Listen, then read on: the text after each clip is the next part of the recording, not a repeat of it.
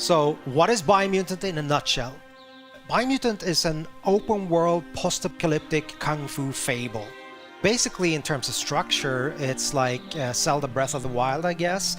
But the feedback that we've been getting over the years, it's that it kind of a strange, weird, good mix between Ratchet and Clank, Devil May Cry, Batman Arkham, yeah, and a couple of other influences. So it's truly an open world game, 8x8 kilometers, filled with a lot of weird events and fun things to find.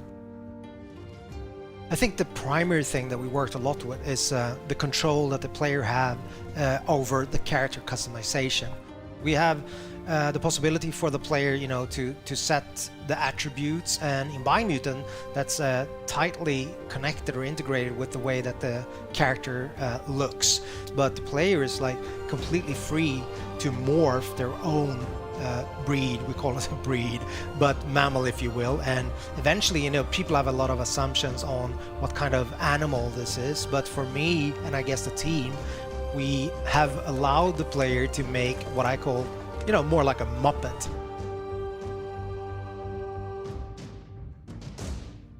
And with character customization, it goes all the way down to crafting bits onto your clothes or hats or pants or whatnot. I guess the most important thing is the arsenal of the weapons. I mean, it's an action role-playing game, right? So we're focusing on the action parts of, the role-playing aspect.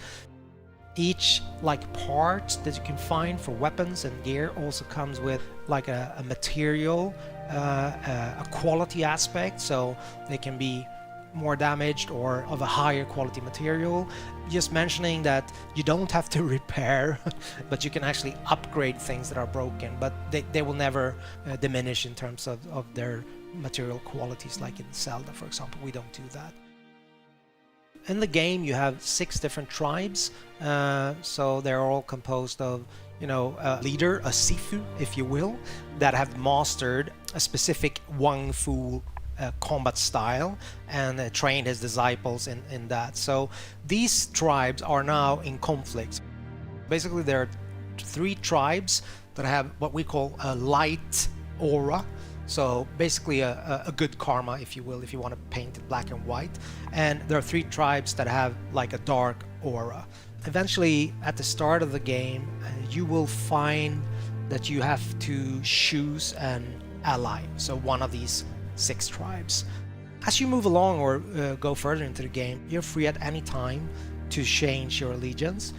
But at the start of the game, you choose one of these 2 tribes. And basically, at that point, the state of the world is represented by the huge tree that's at the heart of the 8x8 kilometer open world.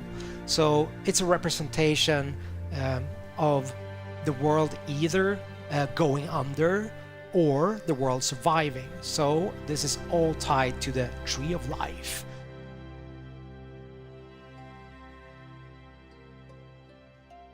A light aura tribe, they want to save the world, so make sure that the tree survives, and also then uniting the other tribes, whilst allying with dark aura tribe would mean the opposite. They believe that the only way that you can move forward is to make sure there's kind of a cleansing, I guess. So making sure that everything that's bad in the world kind of goes under, so you have a rebirth and start anew, if that makes sense. So you're very free to make this choice, but also bear in mind that that will affect the ending of the game. Obviously, game being called Biomutant has to have some form of mutations slash abilities, right? There's quite a wide range of them. Primarily, we have the Biomutations, so those are kind of more physical abilities, if you will. For example, you can spawn a mushroom in front of you.